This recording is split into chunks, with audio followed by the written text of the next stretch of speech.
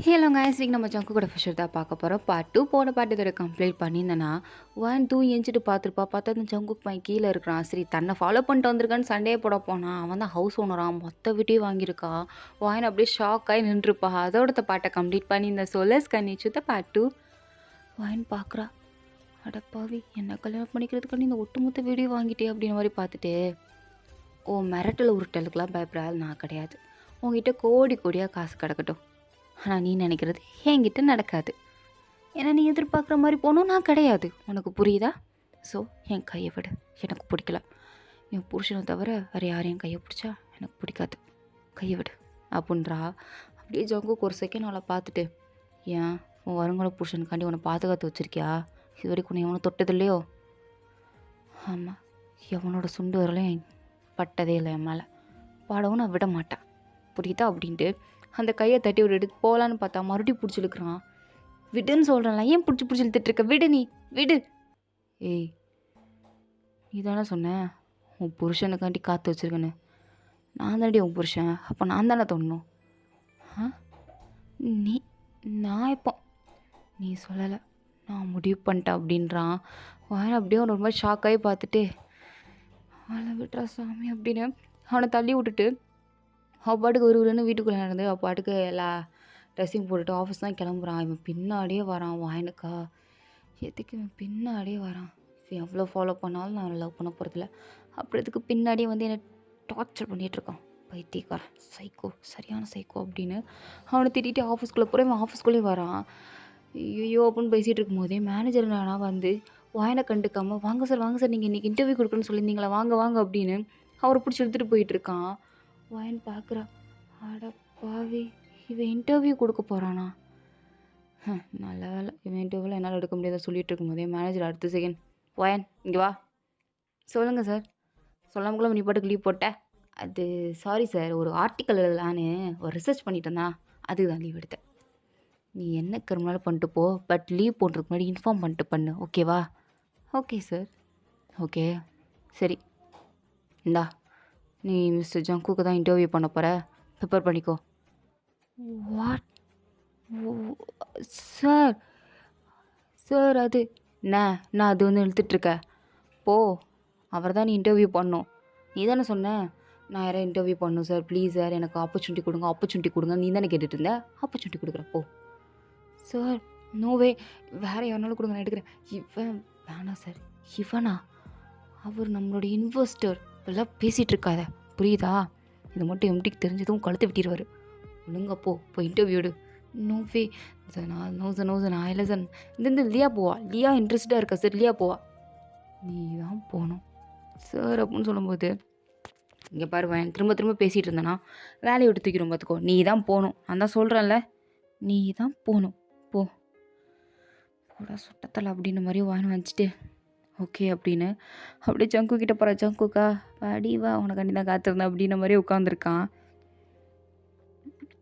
Sir mic, sorry எனக்கு இதுக்கு முன்னாடி இன்டர்வியூ கொடுத்தது இல்லையா, ஸோ மைக் போட தெரியாது, கொஞ்சம் போட்டு விட்றீங்களா அப்படின்றான். வாயனுக்கா அப்படியே சிவியோட ஒரு 4 இழுப்பு இழுக்கணும்னு இருக்கு அவனுக்கு. இருந்தாலும் மைக் போட தெரியாதா சார்? சாரி போட தெரியாது, கொஞ்சம் போட்டு விட முடியுமா? ஷர்ட் போட்டாலும் ஃப்ரீயாக தான் இருக்குது அப்படின்றான். மோசமாக போகிறவனே அப்படின்னு அவ்வளவு பொறுமையாக அந்த மைக் அவனுக்கு போட்டு விட்றா. அது க்ளோஸ்அப்பில் போகிறாளா ஜங்குக்கா. பர்ஃப்யூம் ஸ்மெல் செம்மையாக இருக்குது. உன் முடிக்கு என்ன ஷாம்பு போடுற? சும்மா ஷைனிங்காக இருக்குது. உன் கணத்துக்கு சார் மைக் போட்டு விட்டுட்டேன் சார், மைக் போட்டு விட்டுட்டேன். அதுக்குள்ளே போட்டு விட்டுட்டியா அப்படின்னு அந்த மைக்கை பார்த்துட்டு ஒரு மாதிரி வாயனை பார்த்தா, வாயனும் இருக்குடி உனக்கு அப்படின்னு. ஜங்குக்கு என்னென்ன இன்டர்வியூலாம் கேட்கணுமோ அது எல்லாத்தையும் கேட்குறா. ஸோ இன்டர்வியூ எடுக்கும்போது கேமரா மாதிரி சிரிச்ச முகமாக தான் இருக்கணும். ஸோ அதனால் வாயனும் இந்த சிரிச்ச முகத்தை அப்படியே மெயின்டைன் பண்ணுறான். ஆனால் அவளுக்கு சிரிப்பே வரல.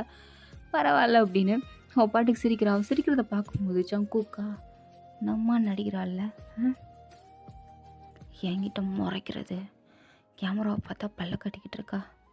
எல்லாம் வழங்குவியாடி, நாசமாக போகிறவளே, பல்ல கட்டுறத போகிற அப்படின்னு அவளை பார்த்துட்ருக்கான். அவளும் சொல்லுங்கள் சார் உங்கள் ஹார்பி என்ன அப்படின்னு கேட்கும்போது, கொலை பண்ணுறது அப்படின்றான். என்னது அப்படின்ற மாதிரி வாங்கி பார்த்துக்கும்போது, அது ஜஸ்ட் ஏதாவது ஃபிலிம்ஸ், த்ரில்லிங் ஃபிலிம்ஸ், இந்த மாதிரி கொலை அந்த மாதிரி ஃபிலிம்ஸ் பார்க்குறது. Oh okay okay okay sir. Okay see you later அப்படின்னு சொல்லிட்டு வாயனா இன்டர்வியூ முடிச்சதுக்கப்புறம் ஜங்குக்கை பார்த்து சரியான சைக்கோவாக தான் இருக்கான். சைக்கோ சைக்கோ அப்படின்னு திட்டிட்டு அங்கேருந்து போயிட்டா. ஸோ இப்படியே ஒரு மாதம் ஆகுது. இந்த ஒரு மாதமும் ஜங்குக்கு விடாமல் வேணா ஃபாலோ பண்ணுறான். நான் கல்யாணம் பண்ணிக்கோன்னு சொல்கிறான். ஆனால் அவளா முடியவே முடியாது. உன்னால் என்ன கிழிக்க முடியுமோ கிழிச்சிக்கோ. என்னால் உன்னை கல்யாணம் பண்ணிக்க முடியாது அப்படின்னு சொல்லியிருந்திருப்பா. அது ஜங்குக்கு மண்டைக்குள்ளே ஓடிக்கிட்டே இருந்திருக்கும். இவளை எப்பட்றா கரெக்ட் பண்ணுறது அப்படின்னு. ஸோ அந்த ஒரு மாதம் கழித்து எனக்கு ஒரு ஃபோன் கால் வருது. உங்கள் தம்பிக்கு ஆக்சிடெண்ட் ஆகிடுச்சு, ஹாஸ்டல் மாடியிலேருந்து விழுந்துட்டான் அப்படின்னு.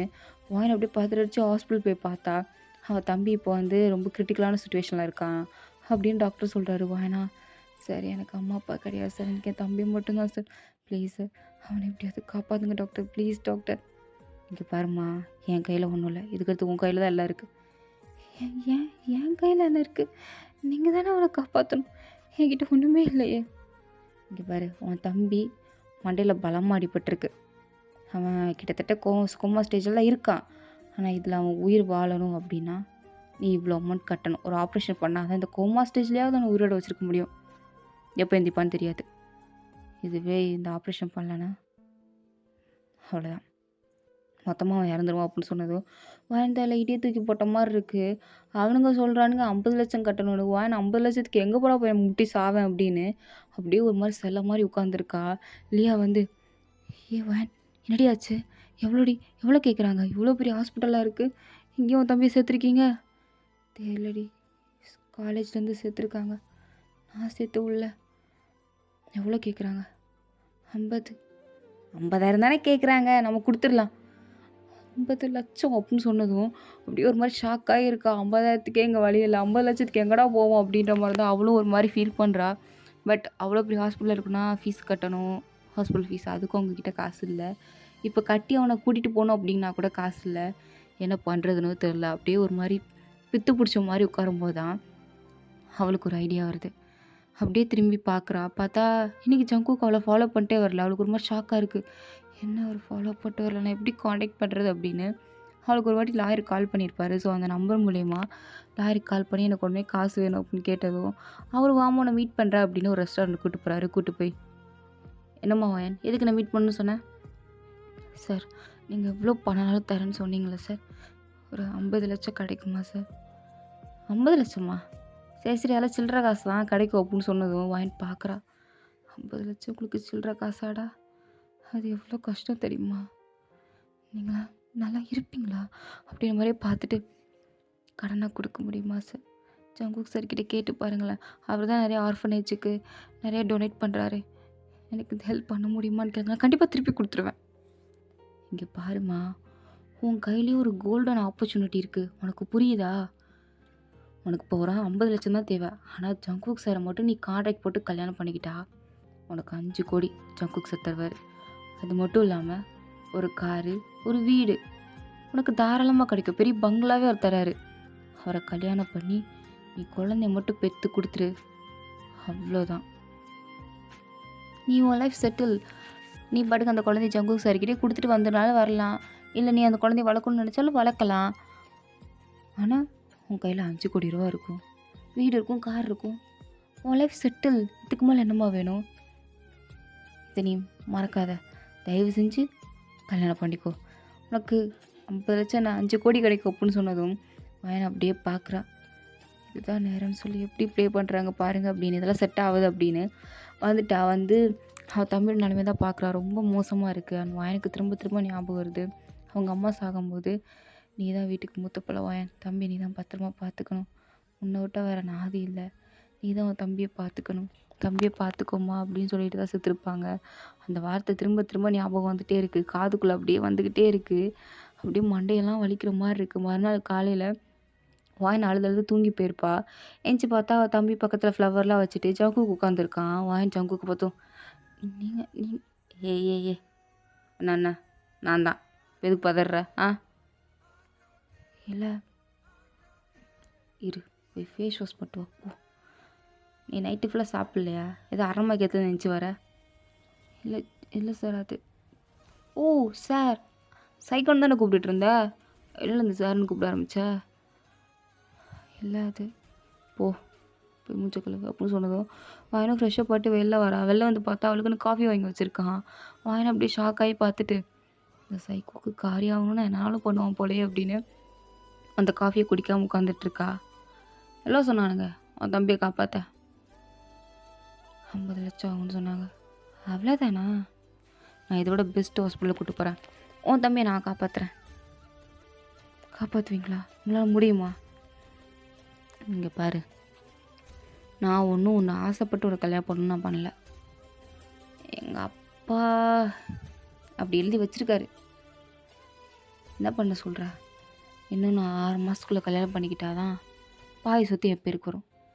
அதுக்கடுத்து ஒரு 2 வருஷத்துக்குள்ளே குழந்தை பெற்றுக்கிட்டாதான் முழு சொத்து என் பேருக்கு வரும். எனக்கு என் ப்ராப்பர்ட்டி முக்கியம்.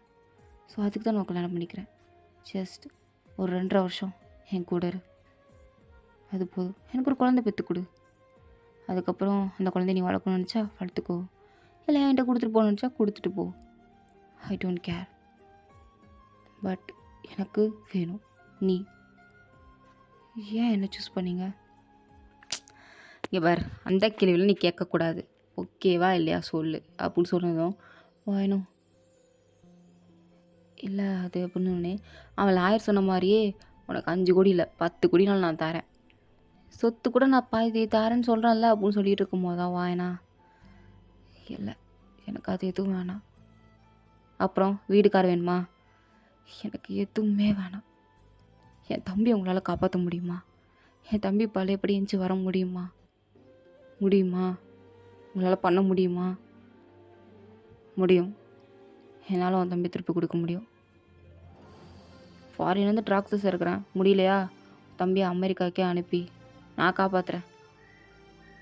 அட்லீஸ்ட் என் தம்பியை கோமா ஸ்டேஜில் உங்களோட உயிரோட வச்சுருக்க முடியுமா அப்படின்னு கேட்டதும் ஜங்குக்கு அப்படியே உன்னோட கண்ணை பார்த்து, நீ என்னை நம்புறீல, நீ என்னை நம்புனா என்னால் முடியும், நான் உனக்காண்டி பண்ணி காட்டுறேன் அப்படின்னு சொன்னதும் நான் அடுத்து எந்த வார்த்தையும் பேசலை. நான் கல்யாணம் பண்ணிக்கிறேன் அப்படின்னு சொல்கிறா. சரி அப்போ எவ்வளோ? லாயர் சொன்ன மாதிரி 5 கோடி வாங்குறியா இல்லை 10 கோடி வாங்குறியா அப்படின்னு கேட்டதும், நீங்கள் என் தம்பியை மட்டும் காப்பாற்றுங்க, அது மட்டும் போதும். உங்கள் 5 கோடி 10 கோடி உங்கள் வீடு காரு எதுவும் வேண்டாம், எனக்கு என் தம்பி மட்டும் போதும், அவனை காப்பாற்றி கொடுத்துருங்க. அதுக்கு தானே உங்களை கல்யாணம் பண்ணிக்கிறேன். உங்கள் காசுக்காண்டியோ நீங்கள் கொடுக்குற வீட்டுக்காருக்காண்டியோ கிடையாது, என் தம்பிக்காண்டி மட்டும்தான் இதுக்கு நான் சம்மதிக்கிறேன் அப்படின்னு சொல்கிறா. ஜங்குக்கு அப்படியே ரொம்ப பெரிய ஷாக் அவனுக்கு. ஏன்னா 10 கோடி ரூபா கொடுத்து வீடு கார் கொடுக்குறேன்னா எந்த பொண்ணு வேண்டாம்னு சொல்லுவாள். அதுவும் ஏன்னா ரொம்ப ஒரு மிடில் கிளாஸ் ஃபேமிலி. ஸோ அம்மா அப்பா யாரும் கிடையாது, தனியாக நிற்கிற பொண்ணு, உடம்பு சரியில்லாத தம்பி. ஸோ அவனால் எந்நேரம் அதிகமாக டிமாண்ட் பண்ணியிருக்கணும். ஆனால் அவள் எந்த ஒரு டிமாண்டும் பண்ணல. என் தம்பியை உயிரோட கொண்டு வா, எனக்கு அது மட்டும் போதும் அப்படின்னு அந்த ஒரு வார்த்தை. ஜங்குக்கு அந்த வார்த்தையிலே அப்படியே ஸ்டன் ஆகி போய் நிற்கிறான். அவன் மேரேஜுக்கு ஓகே சொல்லிட்டா அப்படிங்கிறது கூட அவனுக்கு இன்னும் மண்டையில் ஏறல. நான் பொண்ணுடா இவ அப்படின்னு பார்த்துட்டு இருக்கும்போது வாயனா நான் பதில் சொல்லுங்க அப்படின்னு சொல்லிட்டு இருக்கா. சரி பண்ணிக்கலாம் அப்படின்னு சொல்கிறான். ஸோ இப்போ நம்ம ஸ்டார்டிங்கில் பார்த்துருப்பா இல்லையா, வான் இதெல்லாம் யோசிச்சு பார்க்குறா. ஸோ சைன் பண்ணிட்டா, 2 பேருக்கு மேரேஜ் ஆகிடுச்சு, இதெல்லாம் யோசிச்சு பார்த்துட்டு அப்படியே ஜங்குக்கா பார்த்தா ஜங்குக்கா கல்யாணம் முடிஞ்சு சரி நான் ஆஃபீஸ் போகிறேன் அப்படின்ட்டு போகிறான். வாயின் பார்க்குறா, என்ன சைன் பண்ணால் கல்யாணம் முடிஞ்சா, இந்த வெட்டிங் ட்ரெஸ்லாம் போட்டு வரமாட்டாங்களா அப்படின்ன மாதிரி ஒரு மாதிரி பார்த்துட்டு இருக்கும்போது போன ஜங்குக்கு திரும்பி வந்து, சொல்ல மறந்துட்டேன், உனக்கு வெட்டிங் ட்ரெஸ் எல்லாம் வாங்கி வச்சுருக்கு, இன்றைக்கி நைட் எங்கள் அப்பா வருவான், அவன் முன்னாடி ஒரு சின்ன வெட்டிங் பார்ட்டி மாதிரி வச்சுருக்கேன், சின்ன சொல்ல கொஞ்சம் பெரிய வெட்டிங் பார்ட்டி தான், அவன் முன்னாடி நீ நானும் லவ் பண்ணி மேரேஜ் பண்ண மாதிரி சொல்லணும். இந்த பேப்பரில் ஸ்டோரி எழுதியிருக்கேன், மனப்பாடம் பண்ணி வச்சுக்கோ, எங்கள் அப்பா கிட்ட சொல்லணும் அப்படின்னு சொல்லிட்டு அவன் பாட்டுக்கு போயிட்டான். வாயின் பார்க்குறான். கர்மம், இதெல்லாம் என்னத்த சொல்கிறது. ஜங்கு என்ன என் தம்பி, நான் ஒரு வாட்டி சொல்லிட்டேன்ல, நான் ஒரு வாட்டி சொன்னால் மறக்க மாட்டேன், கொடுத்த வாக்கை காப்பாற்றுவேன். உனக்கு நான் வாக்கு கொடுத்துருக்கேன், உன் தம்பியை காப்பாற்றுறேன்னு, நிச்சயமாக காப்பாற்றுவேன், எந்த எல்லைக்குனாலும் போய் காப்பாற்றுவேன், கவலைப்படாத. உங்களை நம்பலாம்ல, நீ என்னை மற்ற விஷயத்தில் நம்பினம்மா போ, ஆனால் நான் கொடுத்த வாக்கை நிச்சயமாக காப்பாற்றுவேன், நீ நம்பலாம், தேங்க்ஸ் அப்படின்றா. அதுக்கு ஜங்குக்கா முதல்ல ஒருத்தி நம்மக்கிட்ட தேங்க்ஸ் சொல்கிறாளே அப்படின்னு எந்த ஒரு ரிப்ளையும் பண்ணாமல் அப்படியே ஷாக் ஆகி போகிறான். அவன் தேங்க்ஸ் தான் சொல்கிறா, இதுக்கெலாம் என்ன சொல்லுவாங்க அப்படின்னு என்ன வரைக்கும் யாரும் அப்படி அவன்கிட்ட சொன்னதில்லை போல். ஸோ ஒரு மாதிரி அதை பற்றி யோசிச்சுட்டே போயிட்டான். லாயராக வாங்கிக்கிட்ட வந்து, ஏம்மா நீ புத்திசாலி பொண்ணுன்னு நினச்சா இப்படி என்னம்மா கூமட்டையா இருக்க? என்ன சார்? என்ன சொல்கிறீங்க? நானாவது 5 கோடின்னு சொன்னேன். அவர் 10 கோடின்னு சொல்லி வீட்டுக்காரர் தரேன்னு சொல்கிறாருல, வாங்கிட்டு போ வேண்டியது தானே? அதானே வேண்டான்னு சொல்லிட்டியா? லூசாம்மா நீ? இப்போ அவர் குடுக்குற காரு, வீடு, பணம் அத வச்சு நான் என்ன பண்ணுறது? யாருக்காண்டி செலவு பண்ணுறது? புருஷனும் இல்லை, குழந்தை இல்லை, அம்மா இல்லை, அப்பா இல்லை, என் தம்பி மட்டும்தான். அவனுக்காண்டி செலவை நானே பார்த்துப்பேன். எனக்கு என்ன சார் செலவு இருக்குது? ஏம்மா ட்ரெஸ் எடுத்துக்கோமா, மேக்கப் போட்டுக்கோ, கார் வாங்கு, சுற்று, ஃப்ரெண்ட்ஸ் கூட ஜாலியாக இரு. அதுக்கு ஃப்ரெண்ட்ஸுன்னு இருக்கணும்ல சார். எனக்கு இருக்குது ஒரே ஒரு ஃப்ரெண்டு. எனக்கு இந்த சிம்பிளான லைஃப் இதுவே பிடிச்சிருக்கு. இதையும் தாண்டி நான் ஆசைப்படணும்ல. சரிம்மா உன் சார்பாக கல்யாணத்துக்கு யார் யாரெல்லாம் கூப்பிடணும் கூப்பிட்ரு. இன்றைக்கி ரிப்போர்ட்டர்ஸ் எல்லோரும் வருவாங்க அப்படின்னு சொன்னதும் வாங்கி சிரிச்சிட்டே நானே ஒரு ரிப்போர்ட்டர் தான் அப்படின்னு சொல்கிறா. சரிம்மா கூப்பிட்னா கூப்பிட்டு அப்படின்னு சொன்னதும் ஏன்னா ஃப்ரெண்ட்ஸ் ஒரு 2-3 பேர் தான் இருப்பாங்க. அதுவும் இந்த ஆஃபீஸில் வேலை பார்க்குறவங்க தான். அவங்கக்கிட்ட சொல்கிறா அதுவும் மேரேஜ் இந்த மாதிரி லவ் பண்ணிக்கிட்டோம் அப்படின்னு சொன்னதும் தான் மேனேஜருக்கெல்லாம் நெஞ்சே வலிக்குது. என்னது இவ சங்குக்க லவ் பண்ணி கல்யாணம் பண்ணிக்கிட்டாளா அப்படின்னு யாராலும் ஏற்றுக்க முடியல. இது வேற எல்லாருக்கும் ஒரு மாதிரி பொறாம இருக்கு இல்லையாலாம். ஏவன் இதில் ஏதோ வேறு மாதிரி இருக்குன்னு எனக்கு புரியுது. உன் தம்பியை இப்போ வேறு ஹாஸ்பிட்டல், அதுவும் சிட்டி ஹாஸ்பிட்டல் ஷிஃப்ட் பண்ணிட்டாங்கன்னு கேள்விப்பட்டேன். அங்கெல்லாம் பரம்பரை பணக்காரங்க மட்டும்தான் போவாங்க. ஆனால் உன் தம்பி அங்கே ஷிஃப்ட் பண்ணியிருக்காங்க. நீயும் இப்போ இந்த ஜங்குக்கு கல்யாணம் பண்ணிட்டு வந்து வைக்கிற. உண்மையை சொல்லு, என்ன நடந்துட்டுருக்கு? என்ன மாறிக்கிற என்கிட்ட? எதுவும் தப்பா? நீ நினைக்கிற மாதிரிலாம் ஒன்றும் கிடையாது சரியா? இப்போலாம் யோசிச்சுட்ருக்காத. ஆனால் நீ பண்ணுறதை பார்த்தா அப்படி இல்லையே அப்படின்னு கேட்குறா. அதுக்கு ஏன்னா எந்த ஒரு பதிலும் சொல்ல மாட்டேங்கிறா. ஏன்னா யார்கிட்டையும் சொல்லக்கூடாதுன்னு ஜங்குக்கு சொல்லியிருப்பான். அதனால் நத்திங், ஒன்றும் இல்லை, ஒன்று தான் சொல்கிறேன்ல, அப்படி விடு. என்னமோ பண்ணுற தெரிய மாட்டேங்குது. ஆனால் நீ பண்ணுறதும் நல்லதுதான் நினைக்கிறேன். நல்லதே இருக்கா? சரி, நல்லதாக தான் இருக்கும் அப்படின்னு ஃபோனில் தான் இவ்வளோ நேரம் பேசிகிட்டு இருக்காங்க. ஸோ காலை கட் பண்ணதும் அவள் பாட்டுக்கு அங்கேயே தான் உட்காந்துருக்கா. ஜங்குக்கு எங்கே வீட்டு போனானோ அங்கே தான். திருப்பியும் ஒரு 2 மணி நேரம் கழிச்சு அவனே வந்து பார்க்குறான்.